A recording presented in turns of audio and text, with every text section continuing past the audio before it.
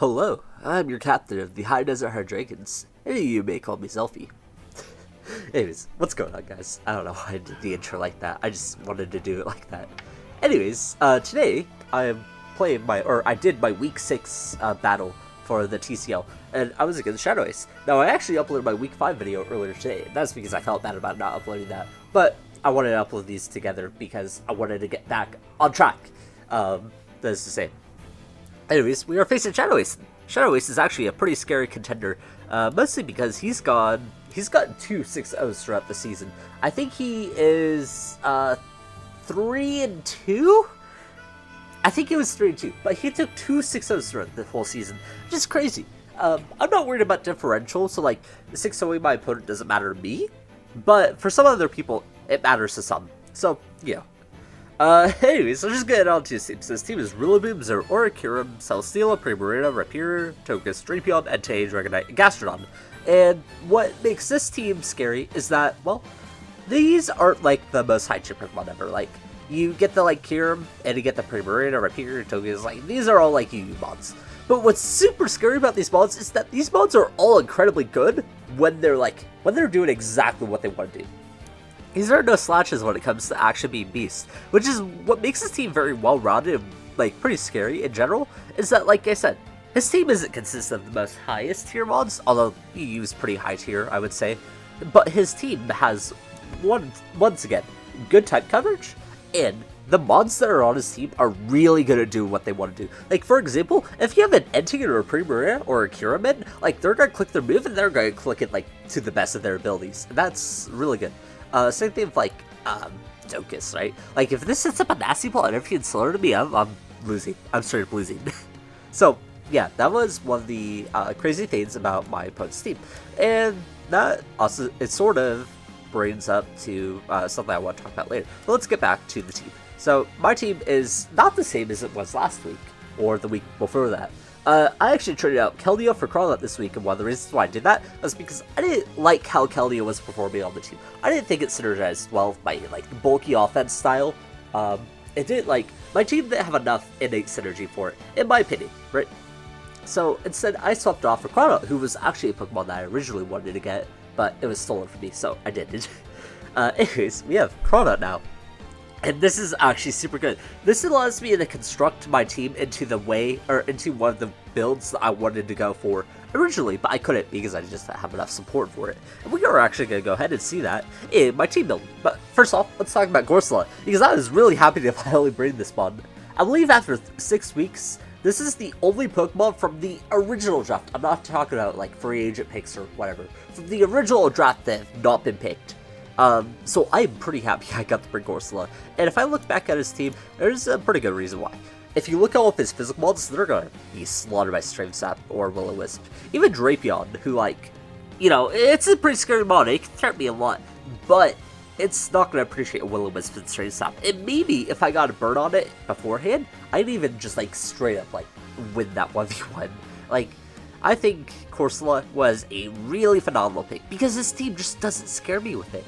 And it provides such an excellent check to all of the physical setup sweepers. If you look at his team outside of like Calm Mind, Primarina, or Dragonite, Kyurem, maybe, or I guess Togekiss too, like, he doesn't have a lot of special sweepers, which makes this pick especially helpful for checking all of his physical mobs, even more so than like the Slowbro, because if you look at the Slowbro, like, the Drapion is gonna do as much damage to me as like as it would do to Corsola, I think.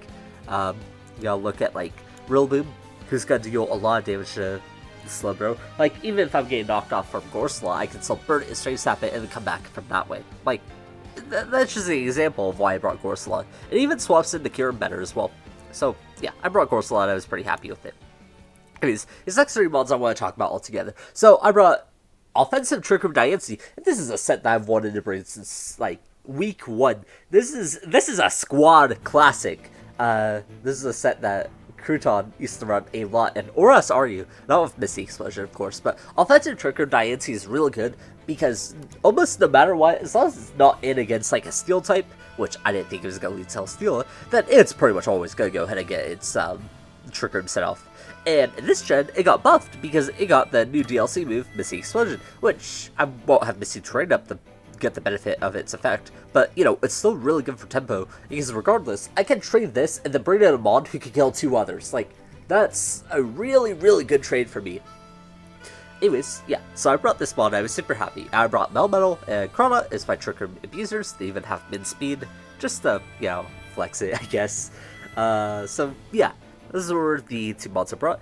My Melmetal sounds a bit, like, whack. You may be asking why weakness policy, and the answer is, I just kind of wanted to flex. Honestly, there was no reason to bring weakness policy, I think, well, it could have helped out. It might have helped out? It could have helped out, might have helped out, I'm not sure. But I'm not going to go double check myself. But one of the reasons why I brought weakness policy was just to help me with trades in Trick Room. So like if my opponent, like let's say I go Diancie, I miss the explosion on something, and then I bring Melmetal, get a kill, and send out Rapier. And then Rapier Earthquakes me, it's not going to kill me because of Melmetal. And then I proc weakness policy afterwards, and you know, I get another kill from there. That would have been 3 mods I kill with Melmetal, theoretically. Because there's no way that any of those other mods are going to revenge kill me afterwards. And that was my thought process here. It allows me to basically guarantee the triple, what's it called? The triple kill with Melmetal. I could have brought Choice Band, Assault Vest, just Berry. Those were all items I was considering, but at the end of the day, I was just like, this is fine. This will work just well. I also must say I almost consider Steel Roller as well, just in case if I ever wanted to get rid of the grassy terrain. I didn't know how that'd be beneficial to my opponent, which is why I ended up just running Iron Head for PP purposes anyways. So yeah, that's what was happening. And Kronon's really good. Like, if you look at his team, like, he has to bring Primarina or Togekiss to handle it, and he can revenge kill it with Rillaboom. Outside of that, nothing on his team really wants to handle this mod. Choice Band and Knockoff is gonna slice everything in half. And even Zeraora, who's like faster and can actually revenge kill me, it doesn't want to take an Aqua Jet at some point, right? And if it's on boots, then it's going to be taking quite a lot of damage. So that's why I brought Kron. I just thought it was super powerful, and I wanted to bring it. It's the new mod that I brought, and yeah, I was just super happy to bring it. After that, we brought Defensive Chomp. Defensive Chomp would help with the Rillaboom, of course. If I wanted Kron to put in some work, Garchomp was the best partner for it. It helps to check Rillaboom through the Rocky Helmet, rough skin damage. It would help to weaken Primarina through Toxic, as well as Gastrodon as well. It would be a swap into Zeraora as well. I just thought it was a phenomenal pick to help support the Krana, who, you know, I really wanted to bring this week again. It also helps to check the...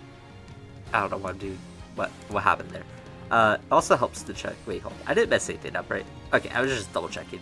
Also helps to check the Gastrodon, who could be a problem for my Melmetal, just because I don't want to take Skull to get burned, or Earth Power, or something like that, you know. Just considerations here. And then finally, I brought Volgara, and Volgara is just pretty standard. It's just 3 attacks roost. Wait, here we go. 3 attacks roost, have to do boots because I didn't really care about Stealth Rocks, or try to play around it this week. So yeah, I just brought 3 attacks. Giga Drain is for Rapier and Gastrodon, obviously. Anyways, that's my team. I'm pretty happy with my team. I think for as well balanced as his team is, I brought also a pretty well balanced team. And yeah, I'm just gonna go ahead and lead with this right here. So I lead Diancie here. I look at his team, I'm like, okay, no way he's leading Celesteela. He could lead Rillaboom, but whatever. If he leads Rillaboom, I'm just gotta go to Chomp, and I'm gonna get my damage off. That was basically my thought process here. I'm like, nothing else will scare me out. So I go into Diancie, I'm like, okay. In this situation, I'm reading that I can trade like 1 or 2 mods for this, right? So the hypothetical lines is that I miss the explosion, go Krana, knock off, Rillaboom comes in, I swap into like anything else almost, and pick up another kill from there. That was my thought process, at least, right? So I thought that was the line that I wanted to play out. I can for Trick Room here, miss the explosion, and deal damage to that, and that's a good chunk, right? That allows me to threaten it with Melmetal afterwards if I need to. I go Kron. I'm just gonna go ahead and start clicking Knockoff. Like, cool. Knockoff is super scared. He goes into Zeraora and trades it. Fine. The Zeraora wasn't gonna do much against me anyways, but you know, it's good to trade. So basically, in this situation, I have 1 more turn of Trick Room, which means that he has to respond this with Rillaboom. and I traded Diancie for Zero Ore, and I don't think Diancie was doing too much. Like, Diancie was going to be helpful versus these two, where Zero Ore was only going to be helpful if he removed the Garchomp. So you can say this is not an equal trade for me, but I still have Trigger Bump, which means I get to force this switch in, and then force everything to happen. Unfortunately, my opponent brought Overgrow, and this is where everything goes downhill for them. It's just, this sucks for them, because now it's just like, well, what's he going to do? He brings in Kira because now he has to click. He has to click either Freestar or Draco. I know my Spinef Gorsala is 100% going to take this with no problems, no questions asked. So I do that. That comes out. It's like, whatever. I'm going to go ahead and get Rocks up just so I can start breaking stuff. I go into Chomper. This is its one purpose that has left in the match. It's just to deal with the Zentei. Just put a hard wall to it. I go for Toxic in case if he wanted to go Gastro, which I kind of thought he would, but he goes Celestial. Anyways, whatever. This is also fine. I go Volcarona, I'm pretty sure he misses Leech Seed, which is also unfortunate, so even more stuff not going his way. I go for the QD, he takes Rock Savage, so I presume he's Choice Band, as probably should. And once again, going for QD just to threaten him. Like, if you want Gastro, could have killed it, Kirim can't do anything back, Celestial can't do anything back, I'm in a good position. I just go back into my Chomper here, just throw out the Entei. And I actually make a double here because I'm like, okay, there's no way he stays in with Entei, right? There's no reason to stay with Entei either. Even if he did, I don't think Stonehenge would kill me unless if it was a crit. I go to this, I go ahead and click my knockoff here, and he outspeeds me, which is fine. I was undersped anyways, so... Oh. Yeah, I was undersped anyways. I was looking at the EV, or the mid-max speed. I forgot that he has base 31 speed added onto that, so he's like 1 of 5 and I am 1 of 3, so I barely underspeed that. Oh well. Maybe Kirim comes out and this is like, okay, whatever, I pretty much won this. I could have gotten the Gorsala, but I go into this instead just because I felt like I could. I also learned that this was Boots, but I don't think he knew what item I was. He probably thought I was Assault Vest, but she could have probably told from that damage that it wasn't. Maybe Earth Power wasn't going to commit. Like, I'm pretty sure what his thought process was either he doesn't have Earth Power, which I don't believe that, or 2, he wanted to keep Kirim around because it's important. I just go for the double Iron Bash here. It does a little bit of damage. And he goes for Flamethrower here because it's safe, whatever. And I go for Thunder Punch. I just straight up kill this guy. I think Thunder Punch might have mattered, or the weakness policy might have mattered here. Which is funny, because I didn't expect it to, but it did. Which, you know, whatever. I let the Insane just go ahead and kill me. I don't need a risk Garchomp taking excess damage. No point. I just bring in the Crawdot, click Aqua Jet. I want to get as many kills as this guy. He deserves it. He deserves everything. I'm gonna go into Volk here because I don't expect anything else, and like, he has Earth Power. Cool. And I go for Bug Buzz because once again, this is the Crawdot shot. You guys from Rock Slide here, which would have actually worked because I would have probably like 100% Quiver Dance on this. I'm a greedy bastard when it comes to setup, and yeah, that works, so that's unfortunate. And he just goes ahead, slaps in this, and takes some damage. I forget what I do here. I swap in the Chomper, yeah. I just want to give these kills to Crawdot because I'm like, Crawdot deserves it. Give Crawdot the kills. Unfortunately, I give this the Garchomp, but that's fine. And then here, this comes out. And then I break and swipe it. I don't kill it. Cool. And Ice Beam. So what really sucks is that he didn't bring Grassy Surge. And should I count that as a win in my books? Not really. I feel like I said, I described what line I was going to go for at the beginning of the game, and I knew exactly the consequences of everything that I did. Like, I knew what was going to happen after the Diancie turn, with knockoff Crawdot, and then I get my swap in on the Grassy Glide because he has to go for it, right? So everything that I set up there, I knew what was going to happen. So I don't feel too bad because I feel like even in that situation, I would have still been able to outplay that. And I was in a good position anyways, just because I had tempo on him. But yeah, it's still really unfortunate to my opponent. Anyways, thank you guys for watching. You guys should check out his YouTube channel too. He's, I don't know what else to say. He's doing Unbound right now, which is another Pokemon ROM hack. So if you guys like the Radical Red stuff, you should check out Unbound, because Unbound is another cool hack that I've yet to play. But, you know, he's doing an Unbound playthrough on there, so I think that you guys that would normally watch this for the Radical Red content would enjoy that. So, yeah. and I don't have too much else to say, so I guess we'll see you guys later. Peace.